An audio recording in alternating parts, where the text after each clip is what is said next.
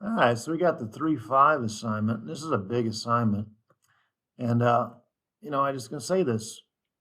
I guess I should write it for those of you who are listening, who aren't listening. Don't mute me.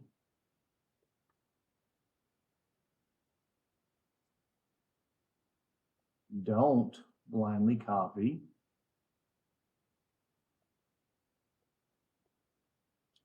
And quit sharing your work. And quit sharing work to blind copiers. Let me say that.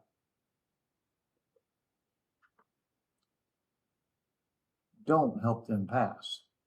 Teach them. All right, so we have here 18, the height of a rectangular storage box is less than both its length and width. The function f of x equals x cubed plus 3x squared minus 4x represents the volume of the box, where x represents the width of the box in feet. Find the factored form. All right, so I notice everything has an x. If I pull an x, I'll have x squared plus 3x minus 4. This is weird. Okay, they're just similar. And I notice it'll factor some more. It takes an x and an x to create my x squared. Factors of 4, 4, and 1. I have a positive 3, so plus 4 minus 1. Find the zeros of the function. The zeros of the function are found by setting it equal to 0 and using the 0 pp.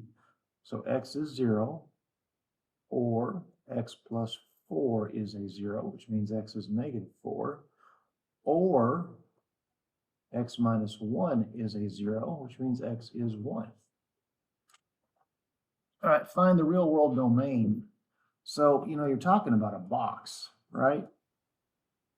That means that the length has to be bigger than 0, the width has to be bigger than 0, and the height has to be bigger than 0. So I've got my three factors here, and one of them is x, which is the width. So when you talk about the width, x is bigger than 0. Let's see here. Before I finish C, move on to D. If x is the width, what do the other factors represent? It says the height is the small guy, right?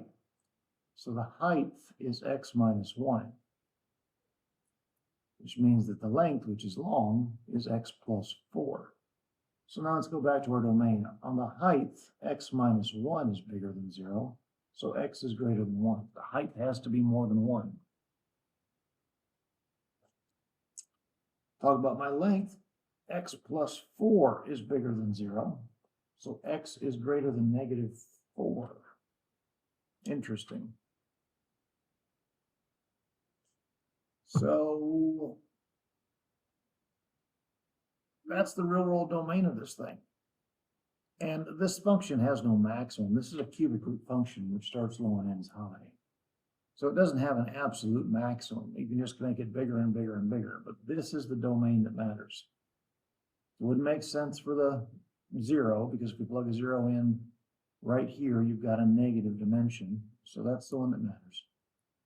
Find the dimensions of the box when the volume is 20 feet. So we're going to replace that output with a 20.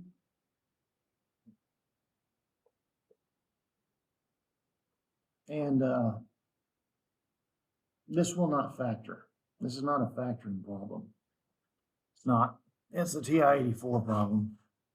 It's not one that we do by hand easily.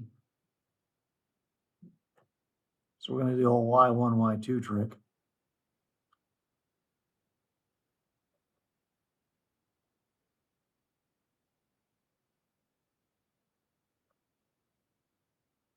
Let me clear that before I type. Pretty clear. Go away. All right, we got x to the third.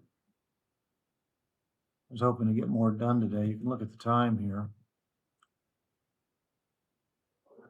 And you can tell that first period's about to start. Now I'll do a Zoom 6, and you should be playing along too. And a Zoom 6 won't do me any good. Nothing really important is going to show up on the screen. I'm looking for an intersection. This right here is a dead giveaway that I need to set my Y max to be something. I'm going to put it 25. And by the way, I put this in Y1. I put this in Y2. And once I get y max done, I'm going to hit second, trace, intersect. That's what I'm going to do. Second, trace, intersect. See if my calculator's ready. I'm going to look up 25 units. And if I have to look to the right, so be it. Hit that graph key.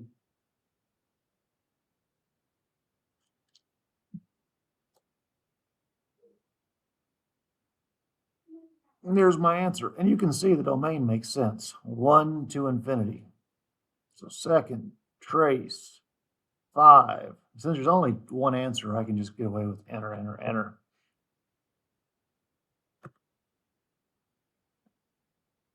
So 2.3445 is my x value.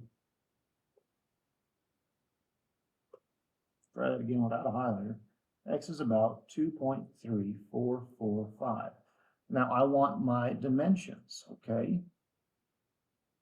X is the width. So the width is 2.3445. All right?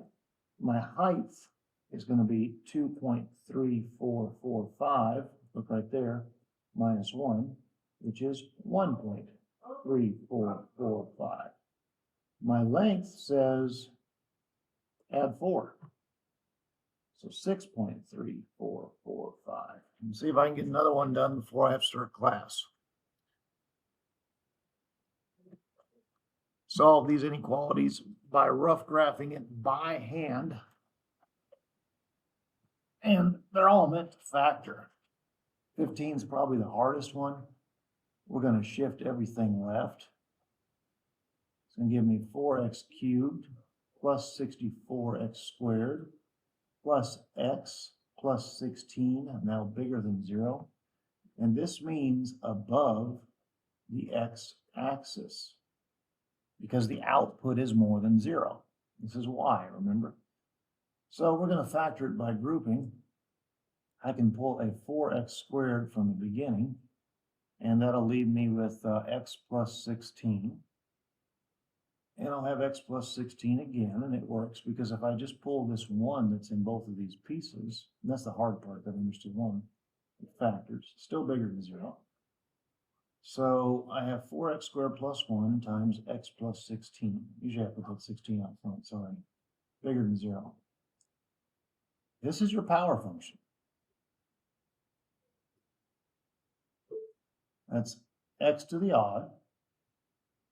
It's low to high. And we cross at negative 16, way on back here. There's some point back here, which is at negative 16, 0 that we cross. And we start low and we end high. I want to be above the x-axis. So the answer to this thing is that when x is bigger than negative 16, this is true.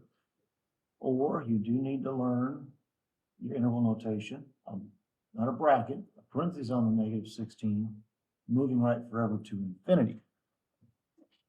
And I guess I'll do some more of this during my planning period, but that's all I could do right now. Sorry, it's going to be a 2-part video. It is what it is.